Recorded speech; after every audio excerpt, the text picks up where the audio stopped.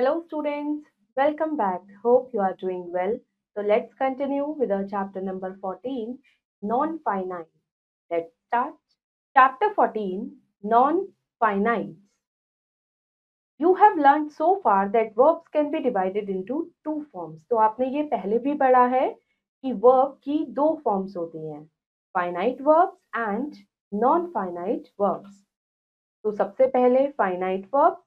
A verb that has a subject is called a finite verb. तो वो verb जिसका subject होता है वो verb होती है finite verb. It means that it can be the main verb in a sentence. तो इसलिए हम कह सकते हैं कि जो finite verb होती है वो sentence की main verb होती है. It shows tense और number. ये tense या number show करती है. In other words, a verb that changes its form when the tense is changed is called finite verb. तो हम क्या कह सकते हैं कि ये वो verb होती है जो अपनी form change कर लेती है tense के हिसाब से. अगर sentence का tense change हो रहा है तो verb की form change हो जाएगी. तो ऐसी verbs finite verb. Second, non-finite verbs. वो वर्ब जिनका कोई सब्जेक्ट नहीं होता, कोई टेंस, कोई नंबर नहीं होता, वो कहलाती हैं नॉन फाइनाइट वर्ब. यहाँ पर ये जो वर्ब्स हैं ये सब्जेक्ट के हिसाब से चेंज नहीं होती. The only non finite verb forms are the infinitive indicated to to. तो जो नॉन फाइनाइट वर्ब्स हैं इनकी फॉर्म्स क्या होती हैं? एक तो इंफिनिटिव होती है जिसमें टू लगाते हैं वर्ब से पहले, द जीरंड और the participle. Let us know about them one by one. तो अब एक एक करके हम नॉन फाइनाइट वर्ब्स के बारे में जानेंगे. तो सबसे पहले है infinitive. A non-finite verb that expresses an action is called an infinitive. वो नॉन फाइनाइट वर्ब जो एक एक्शन को एक्सप्रेस करती है उसे हम infinitive कहते हैं. ये हमारी वर्ब की बेस होती है जिससे पहले यहाँ पर वर्ब से पहले क्या लग जाता है? टू. टू के साथ verb.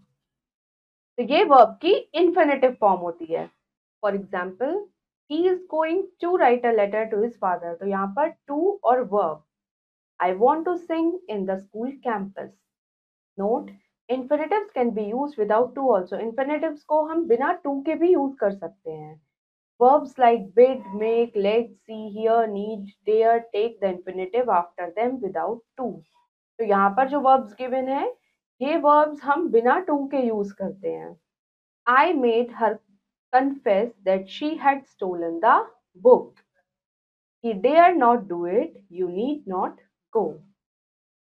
Be gerund. A word which is like a verb but performs the work of a noun. वो word जो होता तो verb की तरह है पर perform करता है noun की तरह, मतलब noun का काम करता है, उसको हम gerund कहते हैं. तो हम ये कह सकते हैं कि जो gerund है वो एक verbal noun है जिसके एंड में ing लगता है. For example, dancing is good for health. I love swimming. Third kind, participle. A word which is like a verb but performs the work of an adjective is called a participle. तो वो word जो verb की तरह है पर वो adjective की तरह work करता है उसे हम participle कहते हैं. Participle एक verbal adjective है जिसके end में ing लगता है. For example, nobody could enter the burning house. We found the guest waiting for us. अब यहाँ पर 3 kinds of participles हैं. प्रेजेंट पार्टिसिपल जिसमें वर्ब में ing लगता है. For example, I can hear the girl singing on the stage. Next, past participle, इसमें verb में ed लगता है. For example, driven by fury he fired the shot. और परफेक्ट पार्टिसिपल, इसमें हैविंग के साथ वर्ब और फिर उसमें ed या en लगता है. For example, having completed her work she went to sleep. अब यहाँ पर हमारे पास एक एक्सरसाइज गिवन है. A question, find out the finite and non finite verbs from the following sentences. तो यहाँ पर जो सेंटेंसेस है यहाँ से हमें फाइनाइट और non finite verb find out करनी है और अगर नॉन फाइनाइट वर्ब है तो उसका काइंड भी बताना है. जैसे यहाँ पर फर्स्ट सेंटेंस है, he works hard every day to earn a living. तो यहाँ पर वर्क्स और टू अर्न ये दोनों वर्ब्स हैं. तो पहले तो हमने वर्क्स लिखा, वर्ब्स हमारे पास फाइनाइट वर्ब है to earn. To earn non finite है और नॉन फाइनाइट में ये टू के साथ वर्ब है तो ये इन्फिनेटिव है।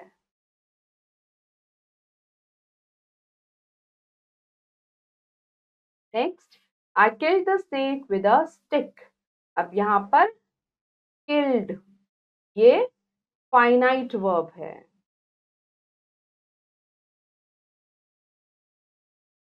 You are a smart boy.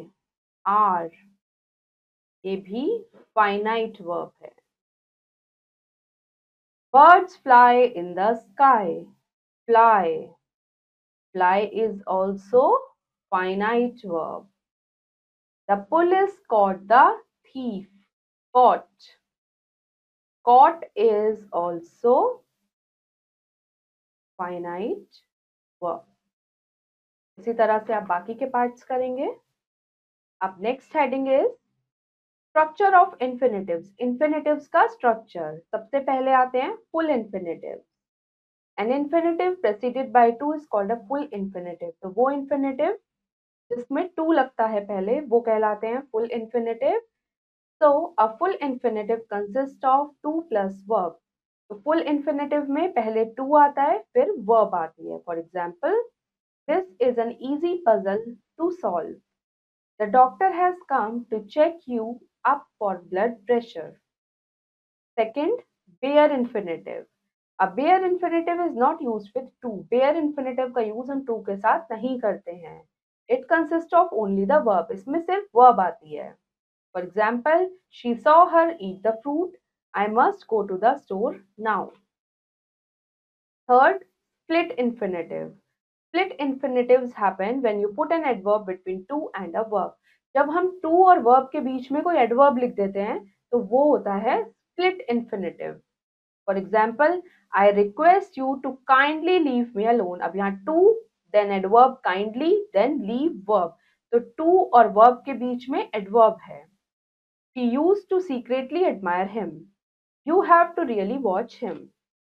Note, it is considered bad style of writing to put an adverb or an adverb phrase between to and the verb.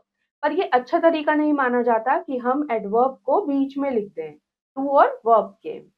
For example, I ordered her to at once close the door. ये incorrect है. अगर हम इसे ऐसे लिखें I ordered her to close the door at once. तो यहाँ पर हम adverb को बाद में भी लिख सकते हैं सेंटेंस के. ये सही तरीका है सेंटेंस को फ्रेम करने का. अब पढ़ते हैं uses of bare infinitive. Bare infinitive का यूज हम कहाँ करते हैं? As a complement to the verb. Verb में verb के complement की तरह.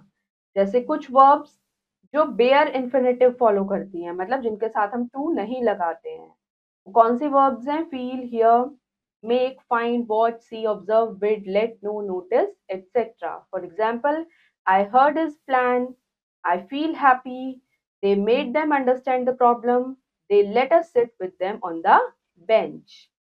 Note, when these verbs are used in the passive voice, they take a full infinitive. जब इन वर्ब्स का यूज हम पैसिव वॉइस में करते हैं तब ये फुल इन्फिनेटिव में चेंज हो जाती हैं. जैसे ही was made to rest, they were asked to find the thieves. Let is an exception. Let के केस में एक्सेप्शन है. यहाँ पर एक्टिव हो या पैसिव वॉइस हो, दोनों ही केसेस में बेयर इन्फिनेटिव्स आते हैं. जैसे I let out the lights to sleep, ये एक्टिव है.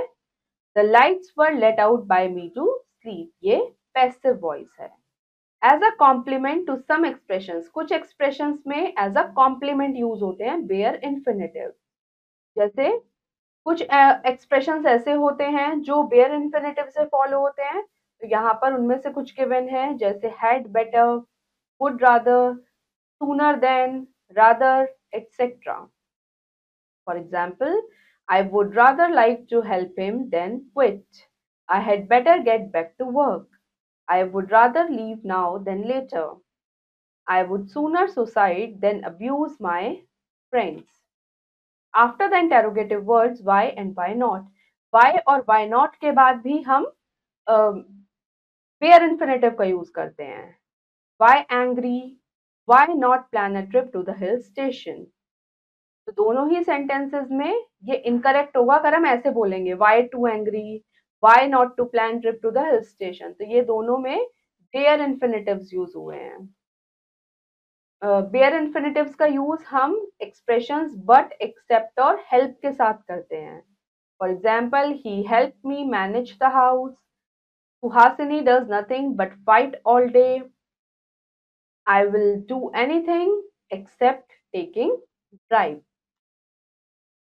आफ्टर मॉडल्स, मॉडल्स के बाद, for example, he may not like this cake, you must carry your lunch with you. Now B exercise, fill in the blanks with suitable infinitive forms of the verbs with to।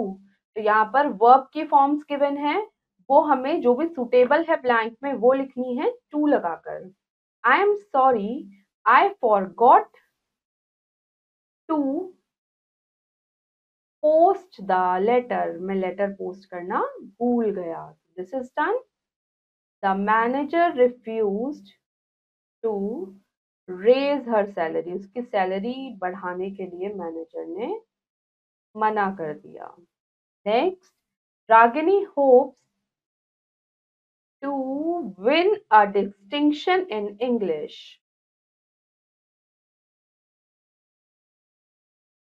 Raise भी done हो गया और win भी। Next, they plan dash a flyover at this site, they plan to build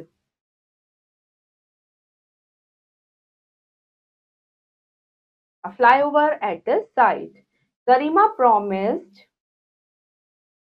to return me money by the end of the week। Next, he was hardly 12 when he began to learn driving। इसी तरह से बाकी के blanks आप खुद fill करेंगे। अब पढ़ते हैं इन्फिनेटिव्स का यूज। टू इन्फिनेटिव और present infinitive can be used with any of the finite verb forms of the 12 tense structures. To infinitive और प्रेजेंट इन्फिनेटिव हम कोई से भी जो 12 टेंसेज होते हैं उनके साथ यूज कर सकते हैं। For example, I like to watch her dance, ये सिंपल प्रेजेंट टेंस है। We are going to watch competition tonight, ये प्रेजेंट कंटिन्यूअस टेंस है।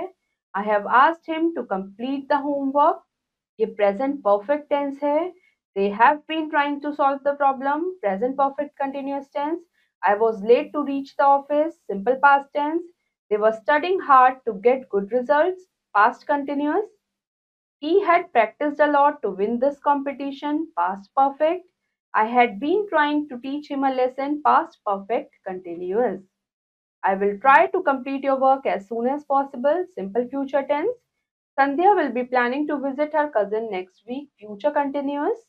We will have done all the arrangements to leave this place, future perfect tense। He will have been working hard to gain the promotion, ये है future perfect continuous tense। तो सभी tenses में हम to infinitive का use कर सकते हैं। Second, perfect infinitive can be used the same way as present infinitive is used। तो perfect infinitive भी हम ऐसे ही यूज करते हैं जैसे हम present infinitive यूज करते हैं with many of the finite verb forms, काफी सारी finite verb forms के साथ। For example, I like to have watched her dance, तो ये simple present tense। He wants to have participated in the reality shows, this is also simple present tense। We would love to have dinner tonight, ये future tense है जिसमें modal verb would का use हुआ है। Third, where infinitive can be used with finite verbs in any tense to indicate the cause or reason of the happening of an action। इनका use भी हम किसी भी tense में finite verb के साथ कर सकते हैं। ये हमें ये बताते हैं कि कोई जो action हुआ उसका cause, उसका reason क्या था। या फिर हम कह सकते हैं कि ये हाईलाइट करते हैं एक्सटर्नल फोर्स को जो किसी एक्शन को कॉज करने में हेल्प करती है, मतलब किसी एक्शन जो जिसकी वजह से कोई एक्शन होता है। For example, instructor made us do the exercise, यहाँ पर जो वर्ब है मेड, ये एक्सरसाइज होने के एक्शन को होने में हेल्प कर रहा है। और यहाँ पर जो डू है ये बेयर इन्फिनेटिव है। Udit's father has him paint the fence also. तो यहाँ पर जो वर्ब हैज है ये क्या एक्शन परफॉर्म करवा रहा है? Painting the fence. और यहाँ पर पेंट क्या है? Bare infinitive. I get the porter carry the luggage, यहाँ पर verb get carrying the luggage action perform करा रहा है और कैरी यहाँ पर बेयर इन्फिनेटिव है। Participle is a word formed from a verb that can function as a part of a verbal phrase. Participle एक ऐसा वर्ड है जो वर्ब से फॉर्म होता है और जो एक वर्बल फ्रेज की तरह काम करता है। पार्टिसिपल एक वर्ब है जिसके एंड में या तो आईएनजी या ईडी लगता है और इसे हम वर्ब और एडजेक्टिव दोनों की तरह यूज करते हैं। तो पार्टिसिपल्स की तीन फॉर्म्स होती हैं। प्रेजेंट पार्टिसिपल जिसमें आईएनजी फॉर्म होती है, पास्ट पार्टिसिपल जिसमें ईडी या ईएन लगता है, और परफेक्ट पार्टिसिपल जिसमें हैविंग के साथ पास्ट पार्टिसिपल आता है। तो हम पास्ट पार्टिसिपल ईडी का यूज करते हैं कि हम कैसा फील कर रहे हैं। प्रेजेंट पार्टिसिपल आईएनजी का यूज करते हैं जब हम व्हाट कॉजेस द फीलिंग्स, किसकी वजह से हमारी फीलिंग्स हुई उसको डिस्क्राइब करते हैं। अब पार्टिसिपल्स का यूज देख लेते हैं। पार्टिसिपल्स का यूज हम करते हैं वर्ब्स की तरह जो एक नाउन या प्रोनाउन को गवर्न करती है। For example, taking the books the students went to study, यहाँ पर जो नाउन है बुक्स ये कौन से पार्टिसिपल से गवर्न हो रही है? Taking. Participles like verbs can be modified by adverbs. कुछ पार्टिसिपल्स जो वर्ब्स होते हैं वो मॉडिफाई किए जाते हैं किसके थ्रू? एडवर्ब्स के through. For example, taking hurriedly the books the students went to study. तो यहाँ पर एडवर्ब हरिडली मॉडिफाई कर रही है पार्टिसिपल टेकिंग को। Participles are used like adjectives qualifying a noun और अ प्रोनाउन। पार्टिसिपल्स को हम एडजेक्टिव्स की तरह भी यूज करते हैं जो किसी नाउन या प्रोनाउन को क्वालिफाई करते हैं, डिस्क्राइब करते हैं। Having breakfast the students went away. तो यहाँ पर पार्टिसिपल हैविंग क्वालिफाई कर रहा है नाउन स्टूडेंट्स को। Like an adjective the participle में बी यूज्ड फॉर कंपैरिजन। जैसे एडजेक्टिव कंपैरिजन में यूज होते हैं ऐसे पार्टिसिपल्स भी होते हैं।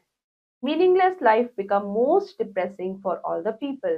तो यहाँ पर जो पार्टिसिपल डिप्रेसिंग है ये सुपरलेटिव डिग्री में यूज हुआ है क्योंकि इससे पहले मोस्ट लगा है जैसे एक एडजेक्टिव में होता है। First is present participle. Present participle हम कैसे फॉर्म करते हैं? उसमें आईएनजी लगाकर, जो इन्फिनेटिव है उसमें आईएनजी लगाकर।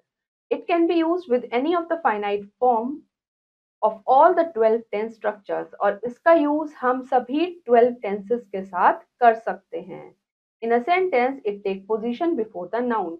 सेंटेंस में ये नाउन से पहले आता है। To describe its qualities, क्योंकि ये उसकी क्वालिटीज को डिस्क्राइब करता है।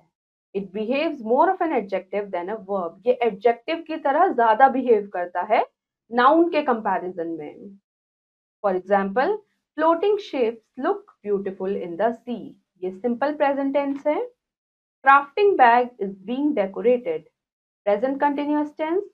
Playing girl has already slept, present perfect. Winning teams have been competing since evening, present perfect continuous। running train hit the bridge, simple past tense। fighting men were hurting one another, past continuous। sinking ship had anchored on the coast, past perfect। water had been dripping from the leaking roof, past perfect continuous। shining moon will soon come out of the clouds, simple future tense। working managers will be taking leave soon, future continuous tense। dancing children will have enjoyed this music, future perfect tense। roaring lion will have been frightening us for quite some time, future perfect continuous tense। तो सभी tenses में हमने present participle का use किया है और ये यहाँ पर एडजेक्टिव की तरह वर्क कर रहे हैं। Second is past participle. Past participle का यूज हम करते हैं पैसिव वॉइस में। इसका यूज हम उसी तरह से करते हैं जैसे हम प्रेजेंट पार्टिसिपल का यूज करते हैं बहुत सारी फाइनाइट वर्ब फॉर्म्स के साथ। तो हम बहुत सारे प्रेजेंट पार्टिसिपल्स को पास्ट पार्टिसिपल्स में भी लिख सकते हैं बिना उनके मीनिंग में चेंज किए। For example, broken mirror is changed. तो यहाँ पर ये सिंपल प्रेजेंट टेंस है। Tattered cloth was stitched. Simple past tense. Damaged system will be soon repaired. ये simple future tense. Third is perfect participle. The perfect participle indicates completed action. Perfect participle एक completed action को indicate करता है. You form the perfect participle by putting the present participle having in front of the past participle. तो अगर हमें perfect participle बनाना है तो हम present participle having को पहले लिखेंगे और उसके बाद लिखेंगे past participle. It is used to indicate happening of two actions of which one happens only after the completion of the other. तो ये शो करता है दो actions की happening को जिसमें से एक complete होने के बाद दूसरा शुरू हुआ. Such participles are used in the double clause sentences. तो ऐसे participles का use हम double clause sentences में करते हैं जहां पर principal और main clause और subordinate clause होती है. मतलब जहां पर main clause भी होती है और subordinate clause भी होती है और दोनों ही connected होती हैं एक comma से. Perfect participle is used in the subordinate clause while finite verb expressed in any of the verb form of the tenses is used in the principal clause. जो perfect participle हम use करते हैं वो हम subordinate clause में करते हैं और जो हमारी finite verb होती है वो हम use करते हैं principal clause में. For example, having completed my work, I will go to market. ये simple future tense है. Being bitten by the snake, the man was treated by the doctor. Simple past tense. Having noticed by a teacher, Ria wants to tell the truth. This is simple present tense. अब third आता है gerund. A gerund is a noun formed from a verb by adding ing. Gerund एक noun है जिसमें हम verb में ing लगाते हैं. In other words, gerunds are non-finite verbs that give a sense of noun or subject of a sentence. तो जो gerund होते हैं ये non-finite verbs होते हैं जो हमें एक noun की sense देते हैं या हम कह सकते हैं sentence में एक subject की sense देते हैं. Its position in a sentence is before the finite verb. इनकी position sentence में finite verb से पहले होती है. Infinitive और participle की तरह इनका भी हम सभी 12 tenses में use कर सकते हैं. तो यहाँ पर कुछ example हैं. Regular exercising helped him to recover. Reading is a good habit. Eating healthy food helps keep the body strong. Continuous dieting will spoil your routine. Regular training will make you a perfect soldier. अब exercise करते हैं C. Complete the sentences using the present or past participle form of the verb given in the brackets. तो यहाँ पर sentences को complete करना है present या past participle form of the verb से. तो यहाँ पर सबसे पहले first sentence है My grandmother tells me many interesting tales.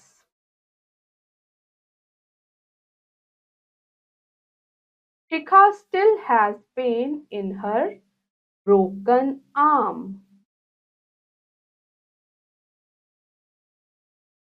I love to watch the twinkling stars at night.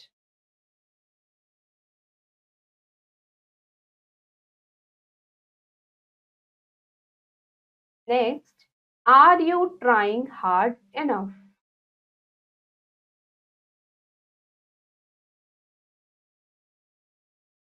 Ali and I looked after the injured animals. इसी तरह से आप बाकी के तीनों ब्लैंक्स फिल करेंगे. Now D question. Complete the given sentences by adding a suitable infinitive. यहाँ पर sentences को complete करना है एक suitable infinitive से या present participle से या gerund से. I should advise you to see a doctor. तो यहाँ पर तो आएगा infinitive. Next, the bad weather compelled us to stay indoors. Next, I have come to help you. Next, he is fond of playing cards. Next, he was found dashed desperately for his life. He was found fighting. इसी तरह से अब बाकी के तीनों blanks fill करेंगे। तो students हमारा चैप्टर 14 यहाँ पर फिनिश हो गया है। होपफुली आपको नॉन फाइनाइट फॉर्म अच्छे से समझ आई होंगी। अब हम मिलेंगे नेक्स्ट वीडियो में एक न्यू चैप्टर के साथ। Thank you and have a nice day.